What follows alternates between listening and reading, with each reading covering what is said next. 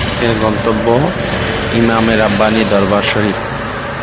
ইমামে রাব্বানী দরবার শরীফটি চাঁদপুর জেলা, হাজীগঞ্জ উপজেলা, কুমিল্লা চাঁদপুর মহাসড়কে হাজীগঞ্জের 2 কিলোমিটার পশ্চিমে ধেররা গ্রামে অবস্থিত। আবু নসর সৈয়দ আবেদ শাহ আল মাদানী ছিলেন একজন সুফি, মুসলিম মনীষী এবং সমাজ সংস্কারক, যিনি 1867 সালে মদিনা শরীফে জন্মগ্রহণ করেন এবং 1988 সালে ইমামে রাব্বানী দরবার শরীফে মৃত্যুবরণ করেন।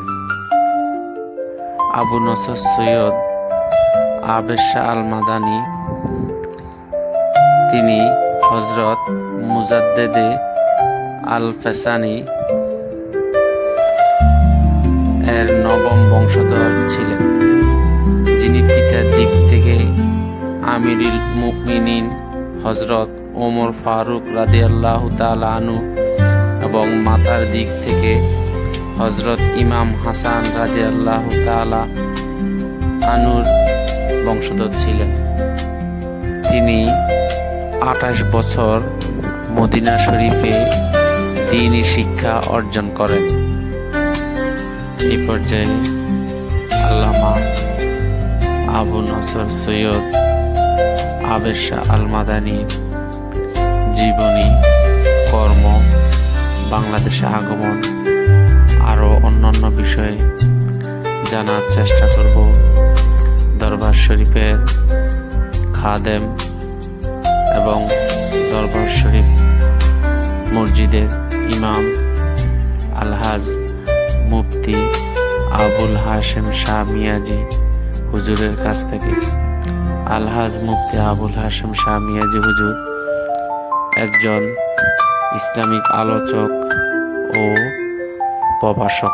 আসসালামু আলাইকুম ওয়া রাহমাতুল্লাহি ওয়া বারাকাতুহু। প্রিয় দেশবাসী, আপনাদেরকে স্বাগত জানাচ্ছি চাঁদপুর জেলাধীন হাজীগঞ্জ থানায় ঐতিহ্যবাহী ইমাম রাব্বানী দরবার শরীফ কমপ্লেক্স।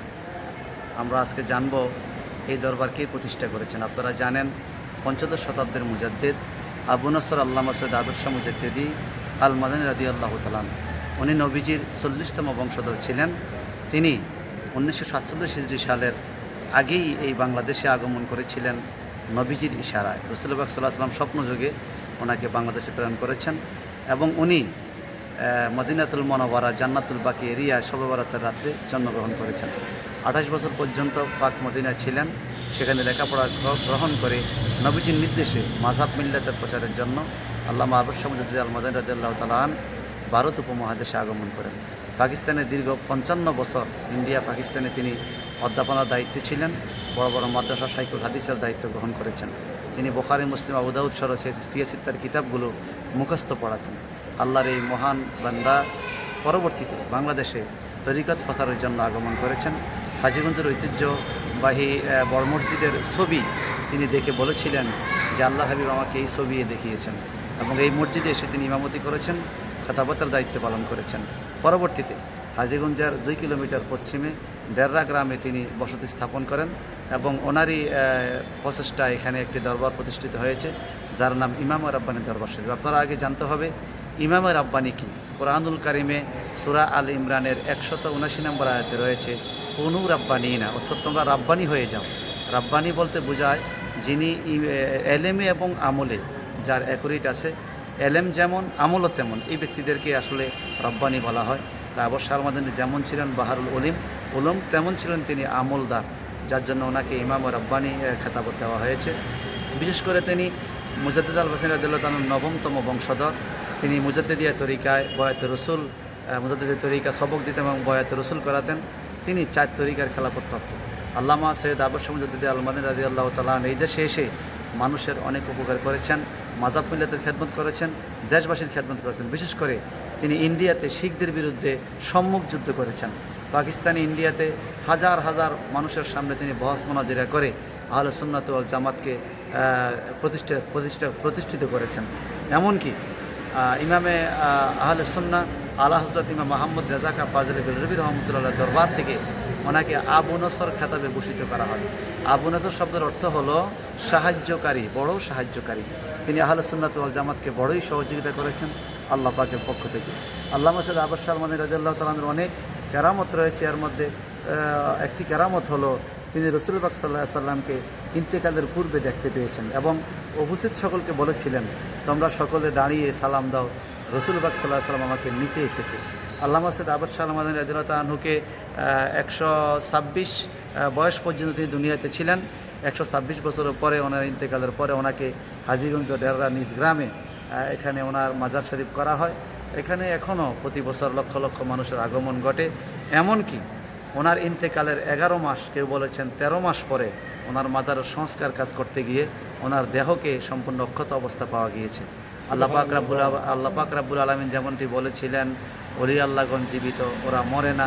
ওলি আল্লাহগণের ব্যাপারে আল্লাহ পাক বলেছেন, লা খাউফুন আলাইহিম ওয়া লা হুম ইয়াহজানুন, ওলি আল্লাহদের কোনো ভয় নাই, কোনো চিন্তা নাই। আল্লাহ বলেছেন, আল্লাহ ইন্না ওলি আল্লাহে লা খাউফুন আলাইহিম ওয়া লা হুম ইয়াহজানুন। আমরা এই আয়াতকে মানি। আল্লাহ পাক নিজেই বলেছেন, ইন্না রাহমাতাল্লাহি কারীবুম মিনাল মুহসিনিন, নিশ্চয়ই আল্লাহ পাক রাব্বুল আলামিন মহসিন বান্দা তথা ওলি আল্লাহদের কাছে রহমত রেখেছেন। এই জন্য রহমতের আশায় সারা পৃথিবীর মুসলমানগণ বিভিন্ন ওলি আল্লাহর দরবারে যায়, দরগায় যায়। এটা আল্লাহ পাকেরই হুকুম। আল্লাহ পাক বলেছেন, ফাদখুলি ফি ইবাদি ওয়াদখুলি জান্নাতি, তোমরা আমার ওলি বান্দাদের কাছে যাও, সেখান থেকে তোমাদেরকে আল্লাহ পাক জান্নাত দিবে। এই জন্য ঐতিহ্যবাহী ইমাম রাব্বানী দরবার শরীফে আল্লামা সৈয়দ আবদ শাহ মুজাদ্দিদি আল মাদানী রাদিয়াল্লাহু তাআলা এই দরবার প্রতিষ্ঠা করেছেন, ওলি আল্লাহ দরবার প্রতিষ্ঠা করেছেন। তিনি এক সময় বাংলাদেশের প্রখ্যাত ওলামায়ে কেরামের ওস্তাদ ছিলেন। বাংলাদেশের এশিয়া দ্বীনি শিক্ষা প্রতিষ্ঠান, খ্যাত দ্বীনি শিক্ষা প্রতিষ্ঠান জামে আহমেদের সুন্নি আলিয়া চট্টগ্রামের উনি শাইখুল হাদিস ছিলেন। ওনার তৎকালীন সময়ের ছাত্ররা বাংলাদেশের বর্তমানেও বড় বড় আলেম হয়েছে। ওনার নাতি ছাত্র অনেকেই বর্তমানে বড় বড় আলেম রয়েছেন। আল্লামা সৈয়দ আবদ শাহ মুজাদ্দিদ আল মাদানী রাদিয়াল্লাহু তাআলা আনহুর মুরিদরা অনেকেই রাসূল পাক সাল্লাল্লাহু আলাইহি সাল্লামের দিদার পেয়েছেন। যিনি বলতেন প্রায় সময়, আমি তোমাদেরকে দুনিয়ার সম্পদ দিতে পারিব না, তবে আমি তোমাদেরকে রসুল পাইয়ে দিব। আবদ শাহ আল মাদানী রাদিয়াল্লাহু তাআলা আনহুর অনেক মুরিদ কবর জগতেও জীবিত পাওয়া গেছে। কুষ্টিয়াতে 25 বছর পরে ওনার একজন সাধারণ মুরিদের দেহ পাওয়া গেছে। এইভাবে সারা বাংলাদেশে অনেক মুরিদান রয়েছে ইন্তেকালের পরেও যাদের লাশ কবরে অক্ষত অবস্থা পাওয়া যায়। সুতরাং বিস্তারিত বলতে পারলাম না, তারপরও এতটুকু আমরা বুঝতে পারি যে উনি একজন হক ব্যক্তি ছিলেন, হক পথে ছিলেন, রাসূল পাক সাল্লাল্লাহু আলাইহি সাল্লামের খাস গোলাম ছিলেন। উনি বাংলাদেশের জন্য, বাংলাদেশের মানুষের জন্য একজন নেয়ামতি বান্দা ছিলেন। আল্লাহ পাক রাব্বুল ইজ্জত আমাদের সকলকে ঐতিহ্যবাহী ইমাম রাব্বানী দরবার শরীফে এসে জিয়ারত করে ওনার রুহানি দোয়া নেওয়ার তৌফিক দান করুক, আমিন। আসসালামু আলাইকুম ওয়া রাহমাতুল্লাহি ওয়া বারাকাতুহু। এই পর্যায়ে ইমামে রাব্বানী দরবার শরীফের গুরুত্বপূর্ণ স্থাপনাসমূহ দেখানোর চেষ্টা করব।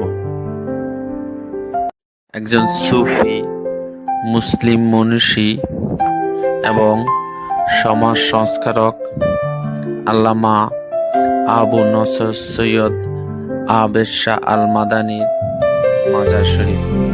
এটা মাজারের ভিতরের অংশ। এই যে মাজার উপরের অংশ ঝাড়বাতি, খুবই সুন্দর।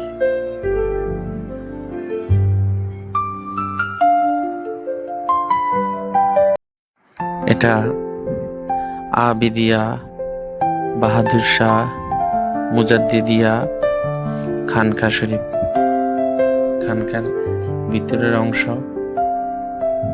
এই পাশে প্রস্তুত আবেদ শাহ হুজুর।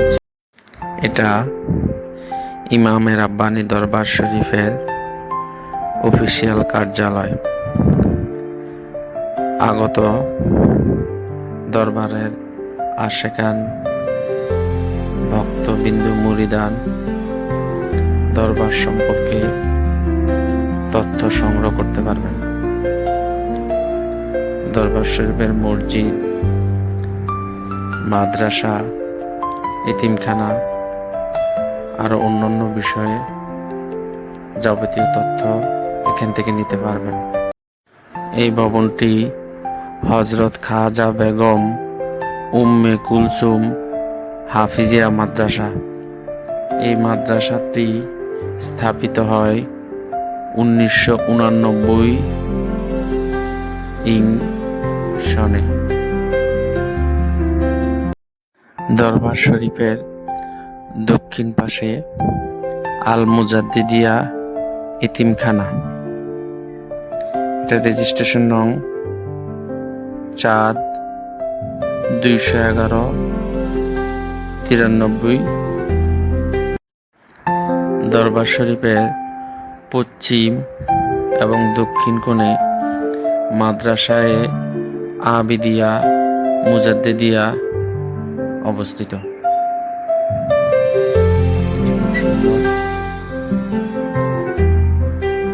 দরবার শরীফে আগত জিয়ারতকারী ও মসজিদের মুসল্লিদের জন্য অজুখানা। এটা দরবার শরীফের পুকুর। এটা আল মুজাদ্দিদিয়া ইতিমখানার দক্ষিণ পাশে অবস্থিত। পুকুরে মাদ্রাসার ছাত্রদের গোসল করার দৃশ্য। এটি দরবার শরীফের বাগান। এখানে বিভিন্ন ফলজ গাছ রয়েছে, পাশাপাশি অন্যান্য বিভিন্ন প্রজাতির গাছ রয়েছে। আসসালামু আলাইকুম রহমতুল্লাহ ওবরাকাতুহ। আমি মোহাম্মদ আবুল হাশেম শামিয়াজি, ঐতিহ্যবাহী ইমাম রাব্বানী দরবার শরীফের বাইতুল মুকাদ্দাস জামে মসজিদের খতিব। আমি শুক্রবার এখানে জুমার নামাজের খেতাবত করি। আমি আপনাদেরকে দাওয়াত করছি সৈয়দ আবু মুজাদ্দিদি আল মাদানী রাদিয়াল্লাহু তাআলা নিজের বাবার নামে, দাদার নামে, পীরের নামে উরুস করলে করতে পারতেন, সেটা নাজায়েজ নয়। কিন্তু উনি উরুস করেছেন উরুস নববী, রাসূল পাক সাল্লাল্লাহু আলাইহি সাল্লামের উরুস মোবারক তিনি প্রতিষ্ঠা করেছেন।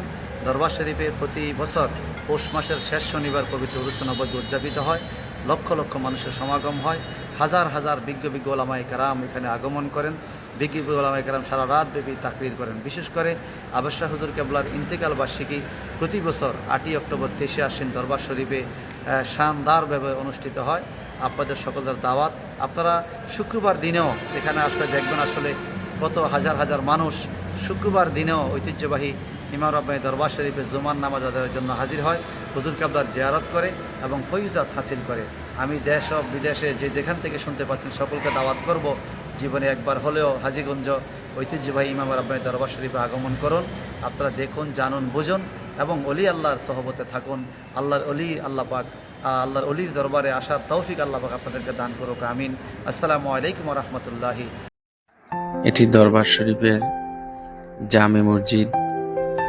প্রতি শুক্রবার জিয়ারত, পাশাপাশি জুমার নামাজ আদায়ের জন্য দূর দূরান্ত থেকে অনেক মুসল্লি এখানে আগমন করেন।